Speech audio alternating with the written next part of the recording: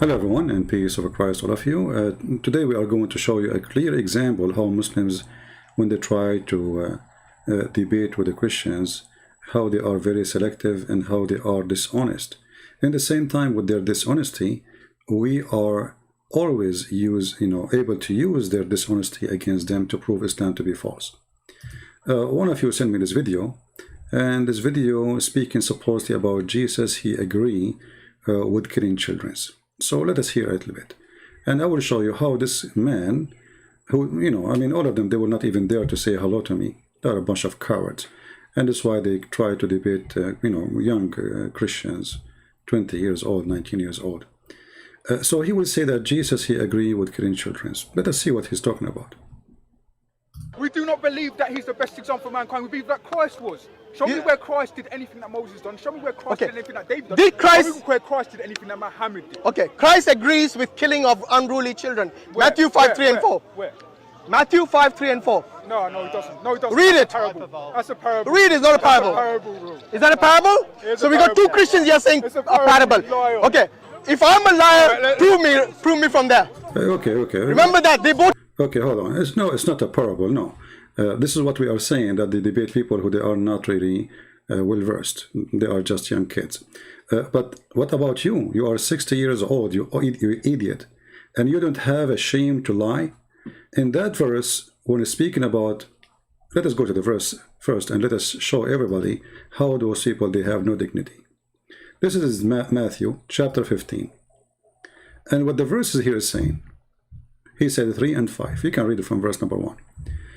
It says here, but he answered and said to them, why do you also transgress the command of God by your tradition? For God commanded, saying, honor your father and your mother, and he cureth father or mother, let him die the death. This is what he is saying. This is about killing children. You are a stupid idiot. Where it says killing children here. I mean, if it says that, we will say it says that. It's not really a big deal. But why they lie? Saying things is not there. This have nothing to do with killing children. You see, even when the Bible used the word your children, the children who curse their parents, or the children who, as an example, in different chapter in the Bible is speaking about the one who do. In Exodus, let me find it. Exodus 21, I think. The ones who, the children who strike or hit their parents.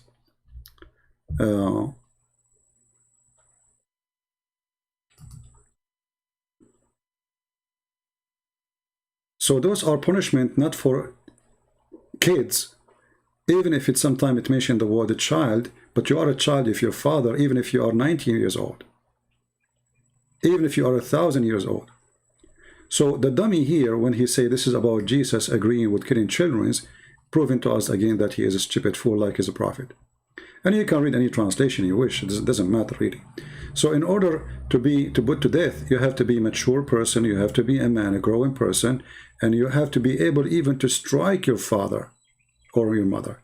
You see, when you are a kid, the opposite will happen. Your parents can strike you.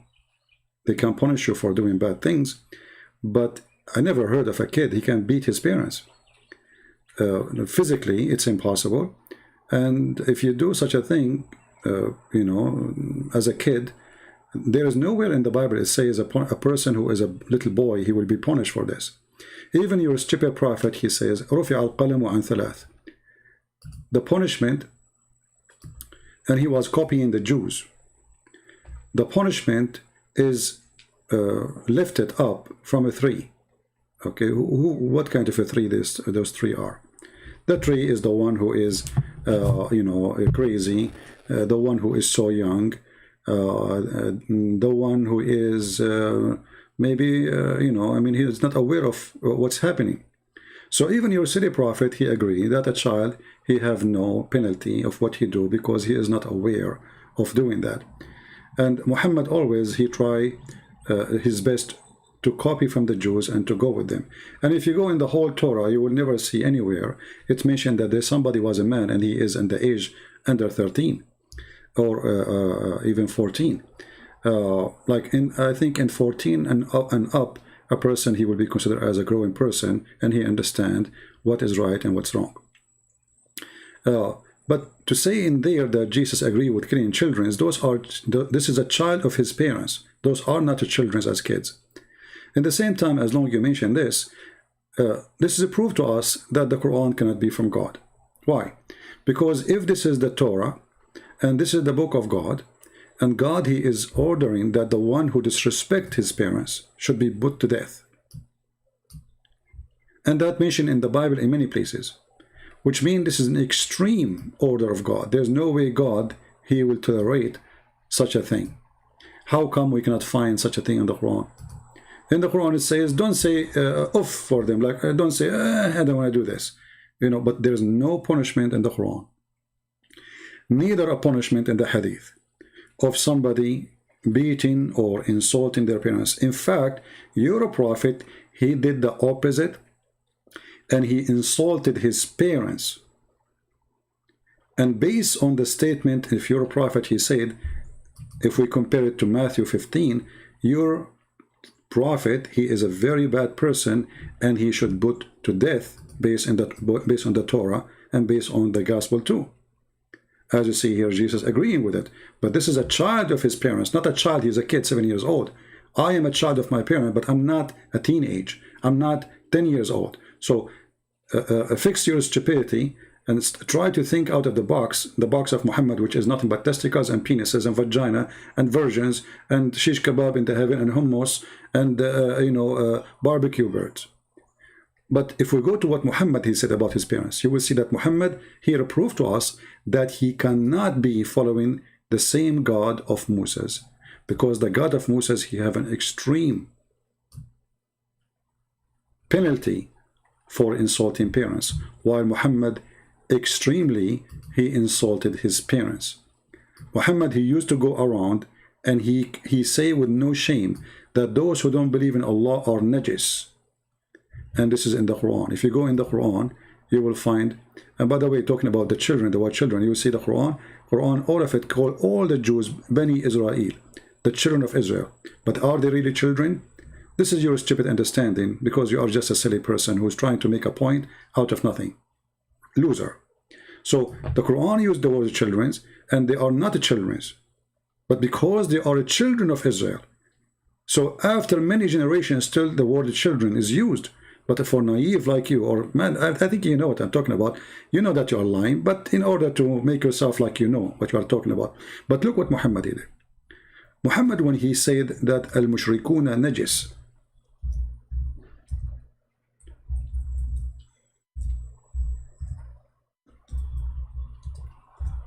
najis, okay, he just called his parents filthy. This is chapter 9, verse number 28. Muhammad, he said, the mushrikeen, the polytheist, the pagan, the idolatrous, etc. And by the way, he is one of them. He is a polytheist, he is a pagan, he kisses black stones, and he bowed down to the 3 daughters of Allah, and he said their intercession is a must. So he is the one, he's talking about himself actually. And then those who don't believe in Allah, etc., they are najis. Najis means filthy, nothing can wash them. And those are the parents of Muhammad. This is why Muhammad, he says, my father and your father are going to go to hell. Why? Because Muhammad keeps saying that his father and his mother are filthy najis. Muhammad is born out of a najis woman. Muhammad is born out of a sperm of a filthy man. Muhammad saying that, not me. وَإِنَّمَا الْمُشْرِكُونَ نَجِسٌ. So here we notice that Muhammad cannot be a person who is coming from the same God, the God of Abraham, the God of Moses, and the teaching of Jesus. For Muhammad, he have no problem to insult his parents and to call them najis. Not only he said they will go to hell because they don't believe, and here I find it very funny, why they will go to hell if there is no messenger came to them. Isn't it the Quran says, I will not send anyone unless I send you a warner first? Who is the warner to them? If the Muhammad and they say Abraham was there, we will laugh, because the Quran says clearly that Muhammad is the first warner, and no warner come before him to Mecca.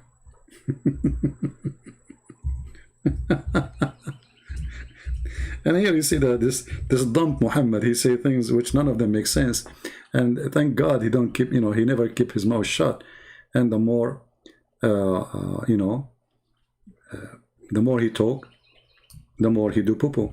As you see here in the Quran, it says clearly, as an example, chapter 34, verse number 44,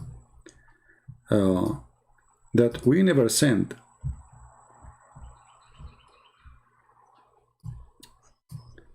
we never gave them a book, and we never sent them before you any warner. And then the silly Muhammad, he says that Abraham was there, Ishmael was there, I mean everybody was there. And then we find that Muhammad saying he is the first warner ever who came to the Arabian Peninsula. He is the first warner who have a book, and they never have a book. Remember, Abraham have a book. According to the Quran, Abraham have a book. According to the stupid Quran, Abraham have a book. If you go in the Quran, you will say it says Suhafu Ibrahim or Suhafu Musa. So how you say Abraham was there and Abraham have books, and then we find that no warner came to them and no books was given to them. Chapter 87, verse number 19. This is why those kids, they try to debate only kids, because they can look shiny in the front of kids, but in the front of us, we will clean their shine with our shoes. We will make them more shiny, but with our shoes. The scriptures of Abraham and the scriptures of Moses. And by the way, translation of scriptures is not really correct, because it's a suhaf, which means it's written on a tablet, like the tablet of Moses. So here you notice how Muhammad, he get himself busted. In one hand, he claimed that he is a person who belonged to Ishmael, and Ishmael, he was in Mecca, and Ishmael was a messenger and was a prophet, and Abraham was there. And then he says in the Quran, no messenger before me came to them, and Allah told him that. In the same time, the Quran says clearly that Allah will not punish anyone unless he send a warner. So why the father of Muhammad and the mother of Muhammad, they will go to hell? What is the name of the messenger came to them? If you say Ibrahim, we just prove to you from this verse that Ibrahim was not there, and this was a fraud in the Quran. Because if Ibrahim was there, they have a warner before you. Not only Ibrahim, they have even the son of Abraham, supposedly Ishmael. So obviously, this is a stupid lie made by Muhammad, and this person, he keep contradicting himself. At the same time, I don't want to forget that when a Muslim speak about killing children, when the Quran, as an example, talk about Al-Khadr killing a little boy, and we made a video about it not long time ago, where he saw a little child, and this child, Allah, he made him kafir in order to slaughter him. A Muslim, he in the comment section, he said, Allah, he made this child a kafir, so Al-Khadr can teach Moses. It's like he's saying that Allah, he made this child a kafir, so Al-Khadr will slaughter him. It's like laboratory, you go to school, and then they have a frog, and they cut the frog for you to show you where his heart, where is his belly, where is his stomach, where is his etc. So the stupid thing about the answer is they are saying to us that Allah, he respect no life of a human being, and he create people just for fun, and he order killing them just to teach somebody something. So here the hadith of Muhammad saying, and as you see, this is sahih, Allah, he created this little boy. From the second, he created him to be a disbeliever. But the verse in the Quran say clearly that this person did never commit sin yet. That's why Moses, he said to Al-Khadr, you are killing someone who is innocent. He did not do anything yet.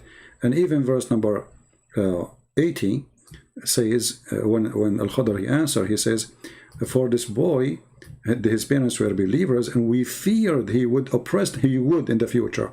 Here you see that Islam is not only stupid, Islam is anti-justice, Islam is madness, there's a God who will make you disbeliever, and then he will send a Muslim to kill you because you are disbeliever. But it is him who made you disbeliever. And not only he will kill you when you disbelieve, he will kill you before you disbelieve. Which means before you commit your crime, if disbelieving is a crime. So when a Muhammadan he go and he make a speech in Hyde Park, I say bark, not park. You are barking, my friend, and we are laughing at you. And in the same time, I have a question for you now, as long as you mentioned this. Where is the penalty of disrespecting parents in the Quran? Aren't you the one who talk about Muhammad that he followed the law of Moses? This is the law of Moses. How come Muhammad never mentioned anything about penalty? What is the penalty of rape in the law of Muhammad? Nothing. What is the punishment of beating your parents in the law of Muhammad? Nothing. Cursing your parents? Nothing. Insulting your parents? Nothing. Why? In the same time, we find that Muhammad himself was going around insulting his parents, calling them, you know, filthy, najis, dirty, garbage, you name it. And then we find that when the Quran says, وَإِنَّمَا الْمُشْرِكُونَ نَجِسٌ, as we showed you before, Muhammad, he confirmed that he is born of a filthy family. He's born of a filthy family, while the Quran confirmed that Jesus is pure and he was born from the pure Mary. So comparing what Muhammad described his parents with and how he described the mother of Jesus, you will see here Muhammad, he knew that he have no honor to be proud about. He knew that he is a son of a big pagan family. And he knew, as he called them himself, not me, he called them filthy, impure, najis. And if a Muslim, he says the word najis is not really that bad, what about you? Then you say to him, you are najis, and you will see his reaction. Just tell him you are najis. Let us see how much he will love it. So the word najis is an extreme insult to anyone. And as you see, Muhammad, he confirmed that his parents are, both of them, a bunch of filthy people. So Muhammad, he never respected his parents.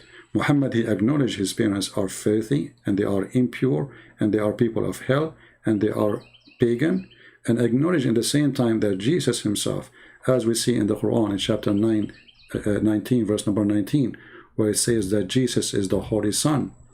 And then we ask ourselves, what makes Jesus holy, and Holy Son of who?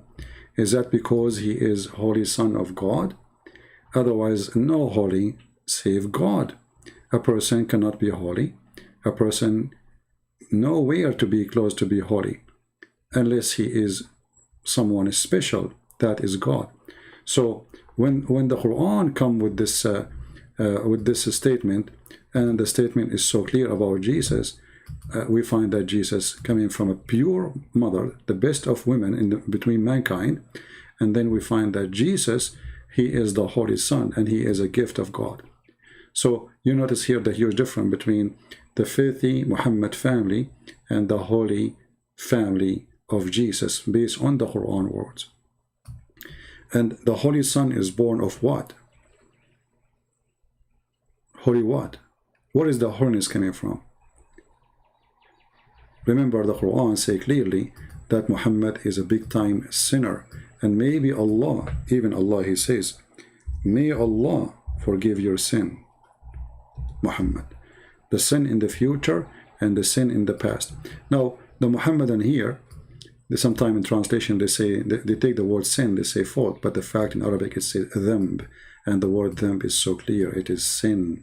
So even Muhammad, he himself acknowledged that he is a filthy person, that Allah may forgive his sin. And here it's very funny, if Allah is the one who's talking, how Allah, he says, may Allah forgive your sin. How stupid this statement is, if I am God and I am talking to say, may God forgive your sin, Muhammad. Who are you then? Obviously, this is a verse made by Muhammad, and he knew how filthy he is, so he is wishing that the God, the true God, not Allah, he will forgive his sin before he sent him to hell and burn him for eternity. Thank you very much for listening, and I hope you have a good time. Feel free to download the video, share it with your friends, and thank you very much. God bless you. Islam is false, as always, we prove it. And again, don't forget to leave your comment if you are a Muhammadan. We showed you that Muhammad was not, he was the first warner, came to the Arabian Peninsula, which means Abraham never came. We showed you that Muhammad don't follow the law of Moses, which is clearly says, if a man disrespect his parents, or even he did beat his parents, strike his parents, curse his parents, he surely put to death. Why we cannot find this law in the Quran? And why the Jews even, let us say for the sake of argument, the Jews, the Muhammadan, they might say, the Jews, they took this verse off. They add it later, you know. I mean, why they will add it later? This is something silly. I mean, this is stupid to say, right? It doesn't make sense. I mean, what does this have to do? Are they going to use it against Muhammad? But obviously, this is a true verse, exists in the Old Testament, generation after generation, carry on. And this is the law which is practiced. And Muhammad, he never mentioned such a thing. You know, all what the Quran says, that don't, like let us say, don't be rude. That's it. Don't be rude. Where is the punishment to death? Where is the solution if somebody beat his mother or his father? Don't say to them, oof. That's it. This is Allah order. So what happened? What happened to the law of Moses? Huh? There's no punishment. Say to them good words, right? And you see here Muhammad, he is the first one who break it. He called his parents najis, filthy, and he says he was walking around in the street saying, my father and your father in the hellfire. Why Muhammad? Because his father is filthy, as Muhammad described. From their mouth, we get them guilty. Thank you. God bless you, and see you soon again. Take care. Bye-bye.